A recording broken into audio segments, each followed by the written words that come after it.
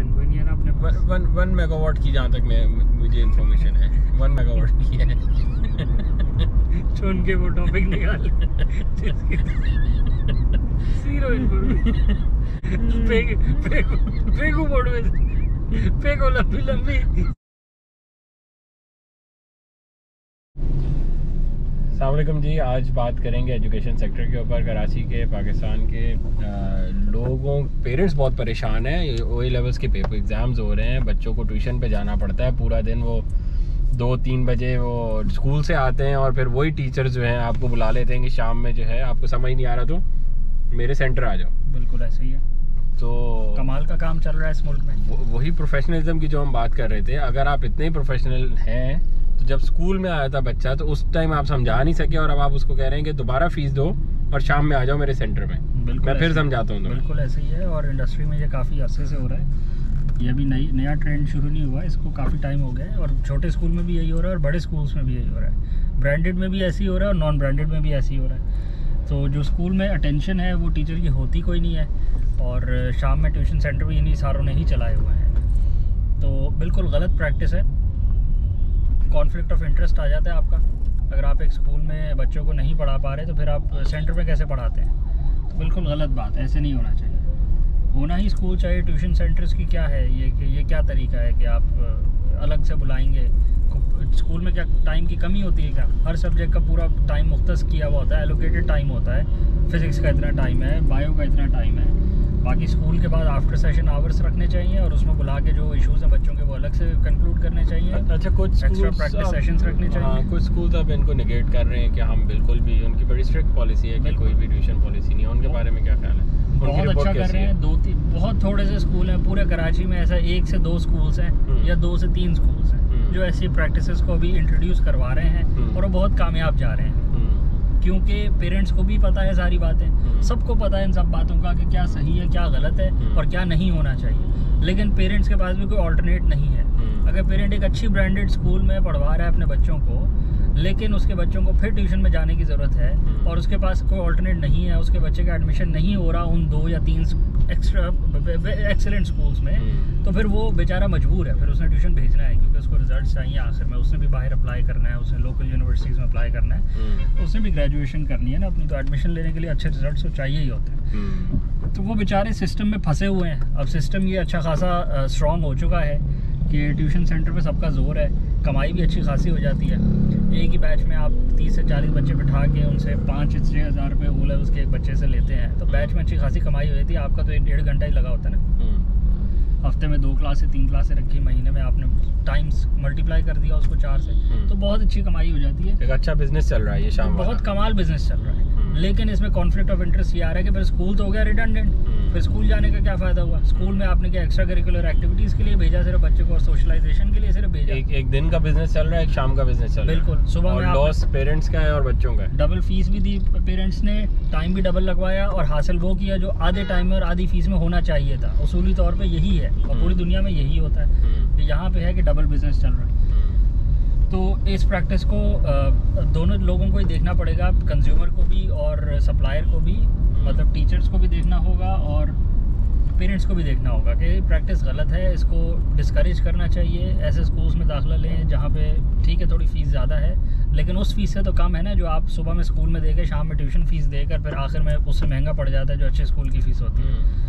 उससे अच्छा है कि आप ऐसे स्कूल्स में डालें जहाँ ट्यूशन्स को डिस्करेज किया जाता हो, टीचर स्कूल्स में पूरा टाइम देते हों और एक्स्ट्रा टाइम देकर बच्चों के जो स्पेसिफिक कंसर्न्स हैं उनको एड्रेस करते हों, और आफ्टर स्कूल सेशंस रखते हों, और सैटरडेज़ को या संडेज़ को बुला के ऐसी वर्कशॉप्स करवाते हों जिसमें बच्चों को इश्यूज़ तो बहुत आते हैं। बच्चे पढ़ने के लिए तो इसीलिए आते हैं, अगर सब आता होता तो फिर पहले से ही ना घर पे बैठ जाते।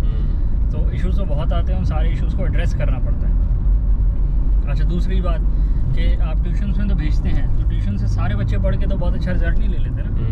ट्यूशन भी तो एक इज्तिमाई एक वो ग्रुप होता है, ग्रुप सेशन में आप बैठ के पर्सनल क्वेश्चन तो आज नहीं कर सकते। 1-on-1 तो नहीं होता, 1-on-1 हो ही नहीं सकता। 1.5 घंटे का सेशन है, उसमें 30 से 40 बच्चे बैठे हुए हैं, सारे क्वेश्चंस पूछने लग जाएंगे तो वो तो ट्यूशन ख़त्म ही नहीं होगी कभी। अच्छा, यही इशू स्कूल्स का भी था, तो वो एड्रेस नहीं हो सका। सही है। बाय हैविंग ट्यूशंस वो 1-on-1 जो कंसर्न था, एक स्टूडेंट की क्वेरी थी, वो आज भी अनरिजॉल्व्ड ही है। सही है। वो अगर स्टूडेंट का एक इनिशिएटिव है कि उसने अपनी क्वेरी को रिजॉल्व करवा लिया by alternative means, by going on Google, by asking an older friend और by asking a older sibling या by looking through the book, तो उसने अपनी क्वेरी रिजॉल्व कर ली। वरना वो सिस्टम तो अभी भी वहीं खड़ा हुआ है। आपने ट्यूशन से क्या किया? अब ट्यूशन में क्या है कि एक बैच में से अगर 30% स्टूडेंट्स का बहुत अच्छा रिजल्ट आ जाता है, excellent, A stars, whatever, you get the top percentage and whatever, तो बात तो वहीं खड़ी हो गई आके। It is not an education for all, isn't it? You have not answered the queries of all, you have not helped all. तो ठीक है, एक धंधा है, वो धंधा चल रहा है। बाकी उस सिस्टम ने सॉल्व किसी भी प्रॉब्लम को नहीं किया। उस सिस्टम ने सिर्फ इस प्रॉब्लम को सॉल्व किया कि टीचर को जो पैसे कम मिलते थे स्कूल से, अब उसको अच्छे खासे पैसे मिल जाते हैं। वो प्रॉब्लम बहुत अच्छे तरीके से सॉल्व हो गई है। बाकी सारी पेरेंट्स और बच्चों की और माँ बाप की वो सारी प्रॉब्लम्स है, वो वहीं की वहीं खड़ी है। अच्छा, ब्रांड कितना इंपॉर्टेंट है इस एज में आके, जब बच्चे अभी OA लेवल्स में है, तो मैं कराची के टॉप स्कूल में एडमिशन करवाऊँ, चाहे वो उसके बाद मुझे ट्यूशन भी पढ़वानी पड़े, पर एक जो ट्रेंड चल रहा है कि टॉप स्कूल में होना चाहिए। आई डोंट केयर कि वो किस तरह पढ़ा रहे हैं, क्या है, बस एक नाम है उनका, इसलिए बच्चे सब वहाँ जा रहे हैं, ट्यूशन्स पढ़ रहे हैं, 2-2 साल तक सिर्फ इसी की ट्यूशन पढ़े जा रहे हैं कि किसी तरह एडमिशन हो जाए वहाँ पे। तो वो नाम लेके किधर जाना है आपने? वो नाम आपका अगले उसका कोई फ़ायदा होता है? नेक्स्ट स्टेप में तो चलता है। यूनिवर्सिटी में एडमिशन आसानी से मिल जाता है उनसे, कुछ ऐसा होता है कि इनकी सेटिंग हो आपस में, ये स्कूल के बच्चे इस यूनिवर्सिटी में आ जाएंगे या बाहर जाना बहुत आसान हो गया। अच्छा, वो इस तरह होता है, वो डायरेक्टली नहीं होता, वो इनडायरेक्टली होता है कि अगर एक स्कूल है और वो अच्छा कहलाता है तो उसके अच्छा कहलाने के कुछ पैरामीटर्स हैं ना। ठीक है। तो उस स्कूल का एक जो स्टूडेंट काउंसलर है वो बहुत अच्छा होना चाहिए। ठीक है। तो वो स्टूडेंट काउंसलर ही है जो स्टूडेंट्स को गाइड करेगा कि यूनिवर्सिटी की एप्लीकेशंस पे कैसे प्रिपेयर करना है, उसके लिए आपने क्या क्या टेस्ट पहले से देने हैं और आपके रिजल्ट्स एट पार किस थ्रेशोल्ड से ऊपर होने चाहिए, तो आप किन यूनिवर्सिटीज़ में अप्लाई कर सकते हैं। तो ये स्टूडेंट काउंसलर का काम है। जिस स्कूल में अच्छा स्टूडेंट काउंसलर बैठा हुआ है वो एक स्कूल बहुत अच्छा स्कूल कहलाएगा in regards to having a counsellor. ठीक हो गया। लेकिन उसका ये मतलब तो नहीं है कि वो अच्छा स्कूल वो बाकी सारे मामलात में भी हो गया, बच्चों को पढ़ाने के मामलात में भी हो गया, टाइम बचाने में भी हो गया, एक्स्ट्रा करिकुलर में भी हो गया। स्टूडेंट काउंसलर ही है जिसने आपका एडमिशन बाहर भिजवाना है दूसरी यूनिवर्सिटी में और आपको असिस्ट करना है। लेकिन रिजल्ट तो आप ही के आने हैं ना। सही है। जो ब्रिलियंस है वो आप ही के अंदर होनी चाहिए ना। सर्टिफिकेट्स आप ही के होने चाहिए, इनिशिएटिव आप ही का होना चाहिए, एक्सेलेंस आप ही के अंदर होगी। स्कूल आपको कुछ भी और नहीं दे सकता सिवाय इसके कि गाइडेंस दे देगा कि कैसे क्या करना है। वो जो पढ़ाते हैं स्कूल में या ट्यूशन सेंटर में वो भी वो बोर्ड पे लिख देते हैं, आपको बता देते हैं, आपको समझा देते हैं, उससे ज़्यादा वो कुछ नहीं कर सकते। ये आप ही के ऊपर डिपेंड करता है। तो स्कूल का नाम सिर्फ इतना ही मैटर करता है कि स्कूल के नाम के साथ उस स्कूल के अंदर कुछ होना भी चाहिए कि वो स्टूडेंट को असिस्ट करे इन सारे मामलों में। That is all. बाकी कोई कहीं जाके ये नहीं पूछता कि आपके स्कूल से उठ के आए थे तो मैं आपको ऊपर कर देता हूँ, नीचे कर देता हूँ, आपकी एप्लीकेशन प्रेफरेबल हो जाएगी या नॉन प्रेफरेबल हो जाएगी। एज लॉन्ग एज 50 से 60, 70, 80 स्कूल होंगे कराची में OA लेवल्स के, वो सारे एट पार ही हैं। अनलेस कि वो स्कूल रजिस्टर्ड ही ना हो कैम्ब्रिज के साथ, वो एक अलग मैटर आए थे। वो सब स्टैंडर्ड स्कूल्स में आए थे जो प्राइवेटली अपने कैंडिडेट्स को एग्जाम दिलवाते हैं। वो फिर बहुत नीचे का केडर आ गया ना। आप ऊपर के केडर में रहें तो 40, 50, 60 schools is an abundant number of schools to choose from. आप किसी भी स्कूल अच्छे स्कूल में डाल दें, वहाँ के काउंसलर्स अच्छे होने चाहिए, वो आपको यूनिवर्सिटी में असिस्ट करेंगे। स्कूल का नाम असिस्ट नहीं करेगा। अच्छा, मुझे बताएं कि नहीं, अब मैं स्कूल अगर चूज़ करना है तो मैं उसके काउंसलर अच्छे होने की वजह से चूज़ करूँ या उसकी पढ़ाई अच्छी होने की वजह से चूज़ करूँ या उसकी एक्स्ट्रा करिकुलर एक्टिविटी की वजह से मैं चूज़ करूँ? आपने चूज़ करना है कि आपको पैकेज मिले। नंबर 1 प्रायोरिटी आपकी होनी चाहिए कि पढ़ाई अच्छी होनी चाहिए। जिस स्कूल का फोकस पढ़ाई के ऊपर होगा ना, कि स्टूडेंट इसी स्कूल से सारा कुछ पढ़ के चले जाए और उसको कहीं और ना जाने की जरूरत हो, उस स्कूल का माइंडसेट ही ये है कि बच्चे को होलसम अप्रोच देनी है, उसको सब कुछ दे देना। जिस स्कूल की अप्रोच सिर्फ काउंसलर की तरफ होगी कि बच्चे बाहर भेजने, बच्चे उसकी जरूरी नहीं है कि उसकी अप्रोच बाकी मामलात में भी पूरी हो, जरूरी नहीं है कि उसकी टीचिंग अच्छी हो और बाकी। लेकिन जिस स्कूल ने जोर लगाया हुआ है कि मुझे ट्यूशन्स को डिस्करेज करना है और डिस्करेज ऐसे करना है कि मैंने प्रोवाइड करनी है सारी की सारी एजुकेशन, तो बस समझ लें कि वो स्कूल मूड में है और कोशिश कर रहा है कि वो स्टूडेंट्स को सारे मामलात में डील करके दे और गाइडेंस दे, रहनुमाई फरमाए, ताकि स्टूडेंट्स को मुश्किलात ना फेस करनी पड़े। अब इसी तरह आप देखें, काउंसलर्स तो प्राइवेटली भी बैठे हुए, काउंसलर्स जो स्टूडेंट वीज़ा लगवाते हैं, स्टूडेंट एप्लीकेशंस को डील करते हैं, प्राइवेट कंपनीज कितनी बैठी हुई हैं, पूरे पाकिस्तान में बैठी हुई हैं। हम आपको जी वीज़ा लगवा के देंगे। ये काम आप बाद में भी करवा सकते हैं। ये काम तो बाहर भी होता है ना। लेकिन स्कूल का जो इंटरेस्ट है वो स्टूडेंट के साथ लिंक्ड है। सही है कि स्टूडेंट बेहतरीन यूनिवर्सिटी में, अगर एक सिंसियर स्कूल है जो पढ़ाई पे जोर दे रहा है, तो उस स्कूल का जो इंटरेस्ट है वो स्टूडेंट के इंटरेस्ट के साथ लिंक्ड है, वो जुड़े हुए हैं। स्टूडेंट जितनी अच्छी यूनिवर्सिटी में जाएगा उतना प्रोमिनेंट वो स्कूल होएगा कि हमारे जो एलमनस है वो वहाँ उस यूनिवर्सिटी में गया था, या हमारी जो पुरानी एलमनाई सारी है वो देखें इन यूके की इन यूनिवर्सिटीज़ में जाती है, या यूएस की इन यूनिवर्सिटीज़ में जाती है, या पाकिस्तान की इन अच्छी यूनिवर्सिटीज़ में जाती है।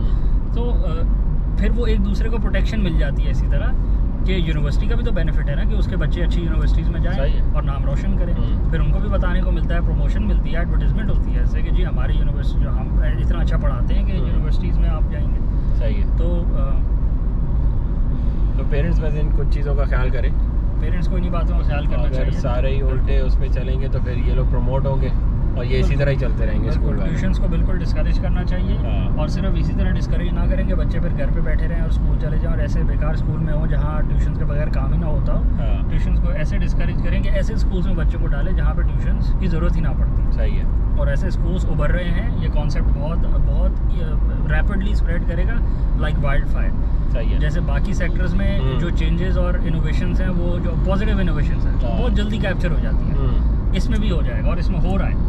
कराची में तो हो रहा है, 2-3 स्कूल्स की हद तक हो रहा है। सही है। बाकी भी हो जाएगा। जिनको नहीं समझ आ रही बात उनको समझ आ जाएगी। सही है। जब कंज्यूमर ही उनसे हट जाएगा दूर, फिर यही हो जाएगा। और बाकी इसमें मेरा ख्याल है पेरेंट्स को भी इतना डरने की ज़रूरत नहीं है, कोई इतना बड़ा इशू नहीं है। ये थोड़ा स्ट्रॉन्ग बने, थोड़ा प्रोटेस्ट करें, थोड़ा डिसीजन लें, तो ये सारी चीज़ें ठीक हो जाएंगी। डिसीजन लेने की देर है। प्रोटेस्ट करने से आप स्कूल में जाके 2-4 बातें सुना देंगे तो उससे कोई फ़र्क नहीं पड़ेगा। एक एडमिनिस्ट्रेशन की पॉलिसी है वो कहाँ चेंज करती है, जब तक उनको धचका नहीं लगता, स्टूडेंट इनरोलमेंट्स कम नहीं होती, तब तक कोई कुछ नहीं सोचता। नहीं करते लोग। तो तरीका यही है कि कोशिश करें स्कूल्स अच्छों में डालें ताकि अच्छी चीज़ें प्रमोट हों, अच्छी की ही डिमांड बढ़े, सब स्टैंडर्ड चीज़ों की डिमांड कम हो जाए, ऑटोमेटिकली वो चीज़ें स्विच कर जाएंगी, या तो वो कट ऑफ हो जाएंगी या फिर वो भी स्विच करके स्टैंडर्डाइज्ड अच्छी एजुकेशन देने पे जोर देंगे।